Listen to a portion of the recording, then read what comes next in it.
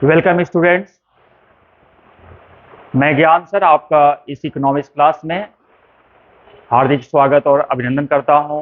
सभी स्टूडेंट्स जो भी इकोनॉमिक्स की टीजीटी पीजीटी की प्रिपरेशन में लगे हुए हैं या इकोनॉमिक्स सब्जेक्ट वो पढ़ रहे हैं, उन सभी स्टूडेंट्स के लिए यह सेशन या वीडियो बहुत ही यूजफुल होगा। जो भी स्टूडेंट्स आपको इस वीडियो देखने के बाद कोई डाउट्स होता है, कुछ भी आपको लगता है, जरूर कमेंट बॉक्स में अपनी बातों को रखिएगा। हम उसको देख करके आपका आंसर देने की कोशिश करेंगे। आज हम लोग इकोनॉमिक्स के बेसिक कॉन्सेप्ट को समझेंगे कि what is the concept of economics. वास्तव में इकोनॉमिक्स सब्जेक्ट जो डील करता है, इकोनॉमिक्स सब्जेक्ट जो आपको समझाना चाहता है, वो क्या समझाना चाहता है, और इसी बेस पर इकोनॉमिक्स की जितनी भी टर्मिनोलॉजीज बनी हुई हैं, जितने भी कंटेंट बने हुए हैं, जितना भी इसका टॉपिक बना हुआ है, सबके पीछे कहीं न कहीं यही बेसिक थीम हमेशा रहती है। तो आज हम लोग उसी पहले कॉन्सेप्ट ऑफ इकोनॉमिक्स पर बात करेंगे। इकोनॉमिक्स के कॉन्सेप्ट को समझने के लिए स्टूडेंट्स दो बात को समझना आवश्यक होता है। सबसे पहले ह्यूमन नीड्स, क्योंकि आप जानते हैं कि हर इंसान के पास अपनी एक जरूरत है और हर इंसान अपनी इस जरूरत को पूरा करने के लिए जो भी उसके पास संसाधन है उसका यूज करता है। तो दूसरी चीज इंपॉर्टेंट जो बात है, रिसोर्सेस जो हमारे पास अवेलेबल है।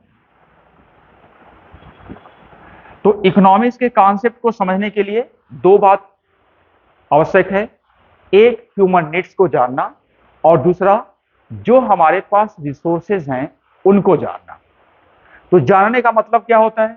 हम किसी बात को जानते हैं तो इसका मतलब ये होता है कि हम उसकी विशेषता को समझने की कोशिश करते हैं, उसके नेचर को समझने की कोशिश करते हैं। अब किसी व्यक्ति को भी यदि जानना होता है तो आप क्या करते हैं? उसके नेचर को समझने की कोशिश करते हैं। जैसे जैसे उसके नेचर को आप समझते जाएंगे, आप उसका ठीक से सदुपयोग कर पाएंगे। तो सबसे पहले आपको समझना क्या है कि ह्यूमन जो नीड्स है इसका नेचर कैसा है। तो इकोनॉमिस्ट बताते हैं और हम लोग अपने प्रैक्टिकल एक्सपीरियंस से देखते भी हैं कि जो नीड्स होती है उसका नेचर अनलिमिटेड होता है। अनलिमिटेड होता है। अनलिमिटेड कहने का आशय कि एक जरूरत आपके मन में या आपके सामने आई, जैसे उस जरूरत को आपने पूरा किया, दूसरी जरूरत तुरंत आपके सामने खड़ी हो जाती है। और इस तरीके से जो नीड्स की नेचर है उसको अनलिमिटेड नेचर के रूप में देखा जाता है। यानी जो हमारी आवश्यकताएं हैं अनंत हैं, वो कभी भी संपूर्ण रूप से पूर्ण नहीं हो सकती, समाप्त नहीं हो सकती। इसीलिए इसकी विशेषता क्या मानी गई? अनलिमिटेड। दूसरी बात, इस जरूरत को पूरा करने के लिए जो हमारे पास संसाधन अवेलेबल है, इस संसाधन की दो विशेषता है। पहली विशेषता क्या है कि संसाधन हमारे पास लिमिटेड है। लिमिटेड कहने का आशय, जब हम ह्यूमन नीड्स से कंपेयर करते हैं रिसोर्सेज का, तो इसके कंपेयर में रिसोर्सेज क्या है? लिमिटेड है। ठीक है। दूसरी बात, रिसोर्सेज लिमिटेड होने के साथ साथ जो इसका यूज है, ये क्या है?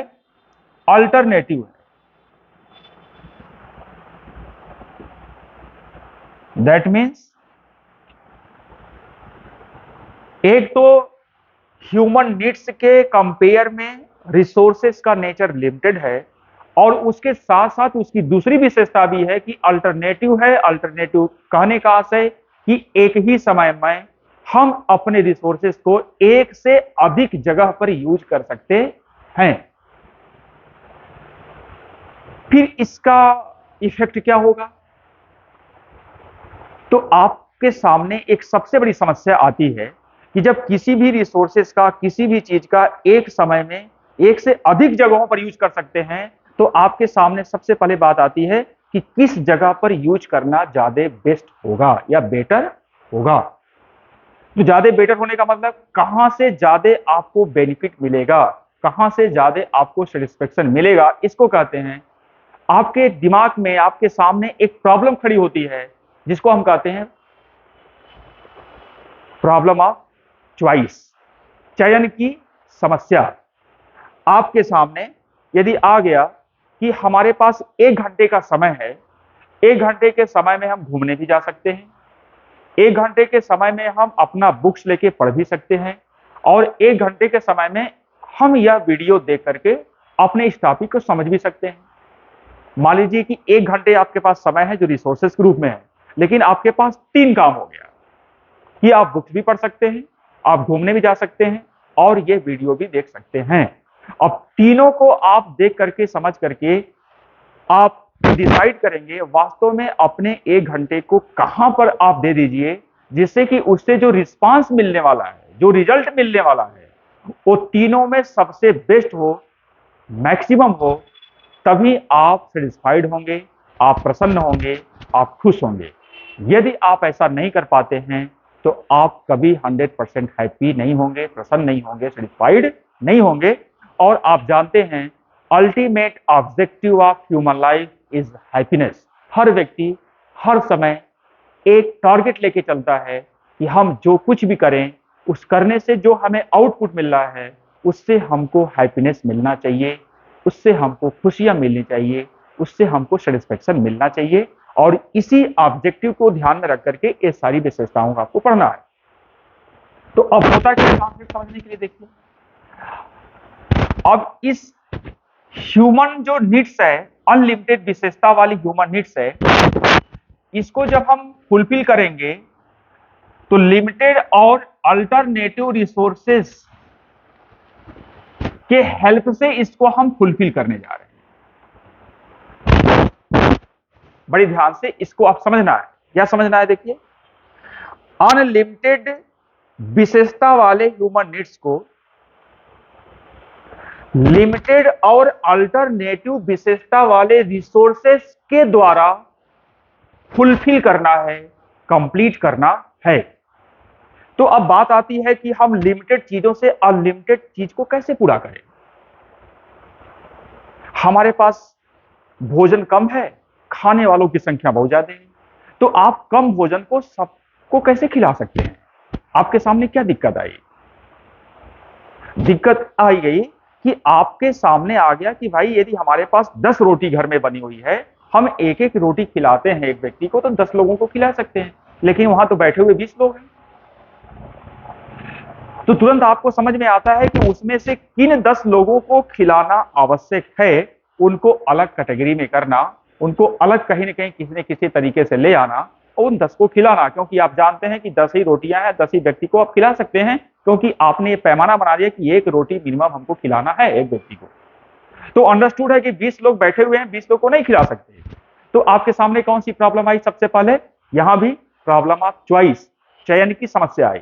आप 20 लोगों में से आपने चयन किया कि ये हमारी प्रायोरिटी है, ये फर्स्ट 10 को पहले हम सेलेक्ट करते हैं, उनको अलग ले आते हैं और फिर इनको हम एक एक रोटी देकर के खिलाएंगे। और इस तरीके से आपके सामने आता है कि लिमिटेड रिसोर्सेस के द्वारा जब हम अनलिमिटेड नीड्स को फुलफिल करते हैं, तो सबसे पहला काम होता है कि हम अपने जो भी जरूरतें हैं उसको प्रायोरिटीज करें, उसको प्रिफरेंस देकर के ऑर्डरिंग करें कि सबसे पहले किसको पूरा करना है, उसके बाद किसको पूरा करना है। और इस तरीके से यदि आपने उसकी ऑर्डरिंग कर पाए, प्रायोरिटीज आपने सेट कर पाया, तो आपकी आधी समस्या उसी जगह समाप्त हो जाती है। और ये सिर्फ इकोनॉमिक्स पढ़ने वाले स्टूडेंट के सामने नहीं होती, ये हर व्यक्ति के जीवन में ऐसा होता है कि कहीं ना कहीं उसको चयन की समस्या के समाधान के लिए अपने आप को इन्वॉल्व करना होगा। चाहे वो इकोनॉमिक्स का सब्जेक्ट हो, इकोनॉमिक्स का स्टूडेंट्स हो या ना हो, लेकिन उसकी लाइफ में इस तरह के इश्यूज आते हैं। तो हो सकता है कि ये वीडियो देखने के बाद जो इकोनॉमिक्स का स्टूडेंट है उसके लिए तो बेनिफिट होगा ही, लेकिन इसके साथ साथ सभी के लिए कहीं ना कहीं यूजफुल हो सकता है। कैसे सॉल्व करेंगे अब सोचते हैं। देखिए, तो यहां पर सबसे पहला काम आ गया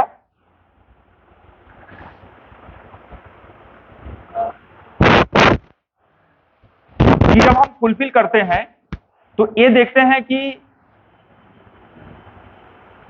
हमारे पास लिमिटेड एंड अल्टरनेटिव यूजेज वाले रिसोर्सेस हैं, हमारे पास नीड्स ज्यादा हैं।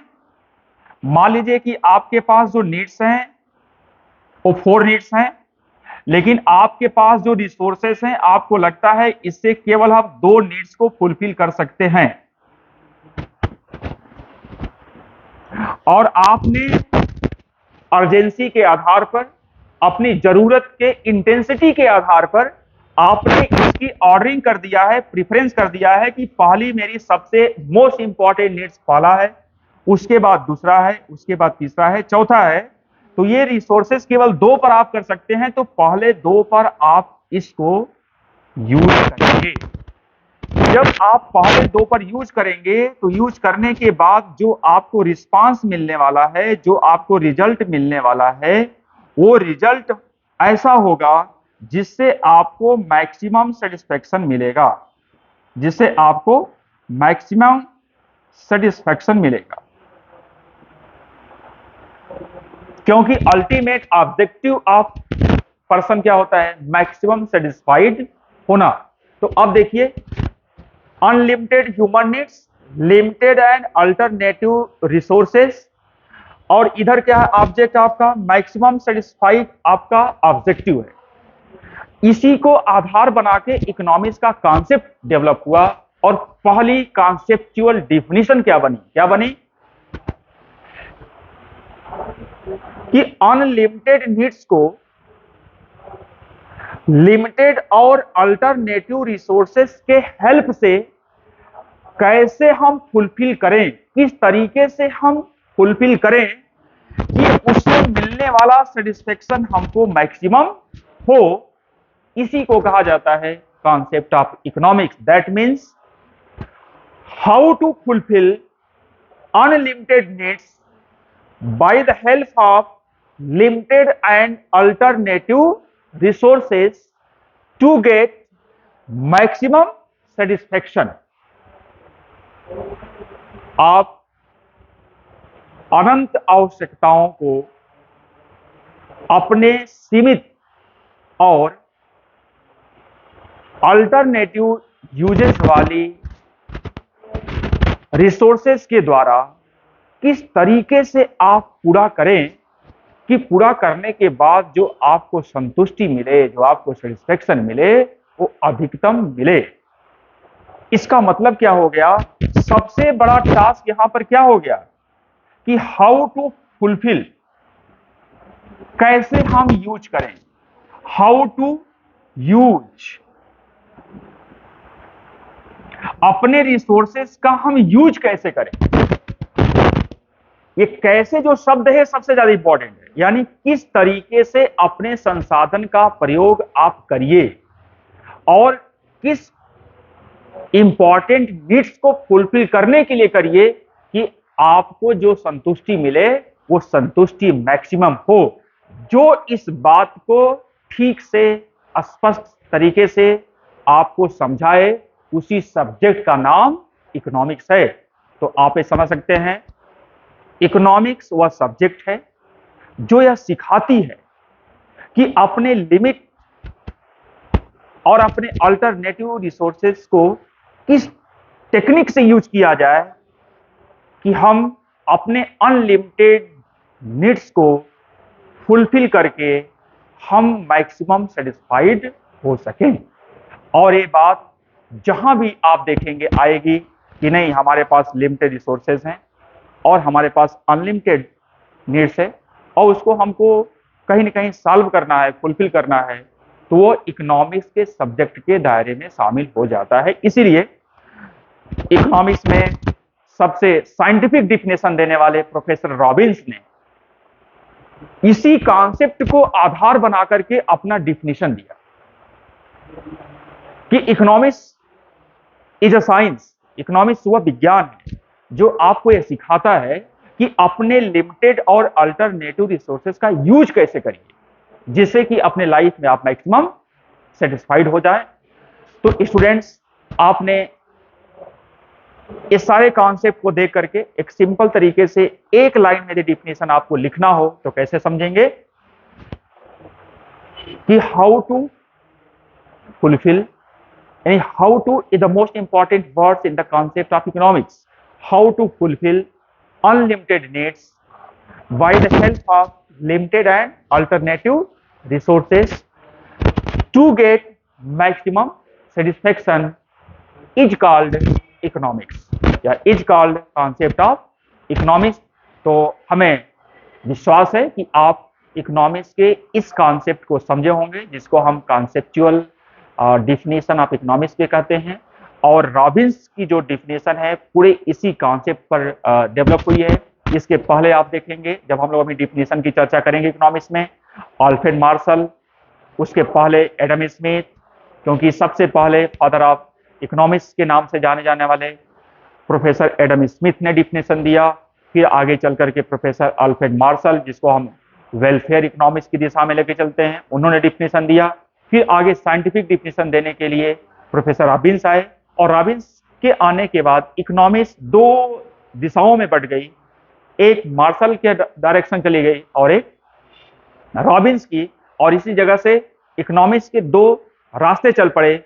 हम कहते हैं एक positive economics, normative economics, welfare economics, और एक साइंटिफिक इकोनॉमिक्स का रास्ता हो गया। लेकिन ये सारी बातें हम लोग नेक्स्ट जस्ट इसके बाद पढ़ेंगे, जब हम पढ़ेंगे डिफिनीशन ऑफ इकोनॉमिक्स।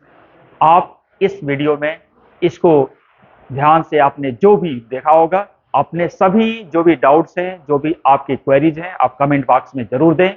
हम आपके सभी इस कमेंट बॉक्स में दिए गए क्वेरीज का आंसर देंगे। Thank you so much. फिर से हम लोग नेक्स्ट वीडियो में मिलेंगे। अभी के लिए इसी जगह धन्यवाद।